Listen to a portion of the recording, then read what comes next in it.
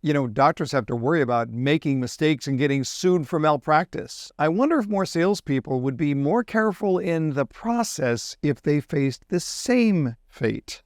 On today's 5-minute sales training, sales malpractice, what doctors get right and salespeople get wrong. Welcome back, everyone, to another 5-minute sales training, where today we're going to look at the threat of what I call sales malpractice. We'll look at what doctors get right and so many salespeople get wrong. If you're new here, make sure you hit the subscribe button, please, so you don't miss an episode. Hit the like button every time as well. It means a lot to us. I'll tell you, it was 15 years ago when I woke up one morning and looked at my wife, and she started to look at me very puzzled. And that puzzled look quickly turned to concern, because the entire side of my face was just kind of hanging there, all droopy. And my left arm was totally numb.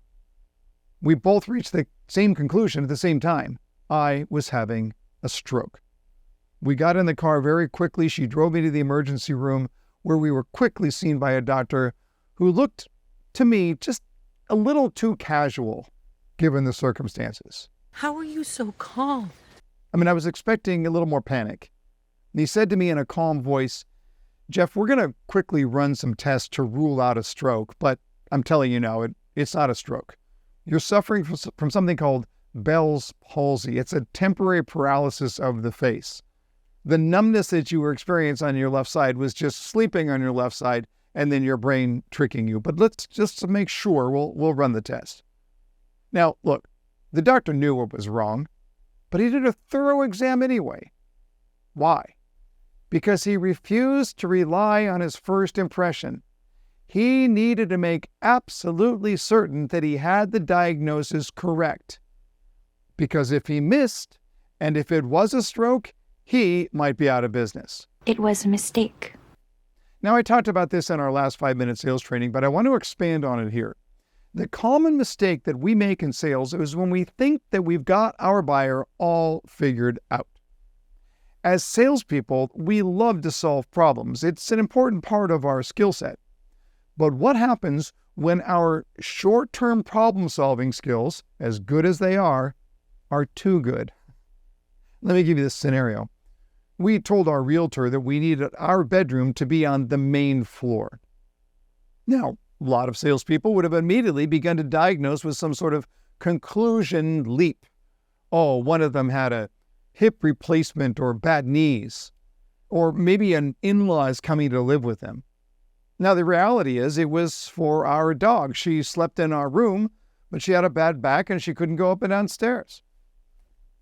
Or the salesperson who told me the story once where she walked a lady into a home and immediately said, "This home just cries out family," only to have that lady begin to cry because she was the victim of an unwanted divorce. Now, how could that situation have been prevented? Well, it's simple.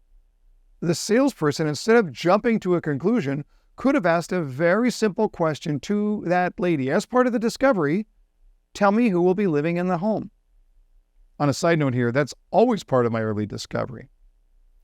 Good doctors are thorough doctors.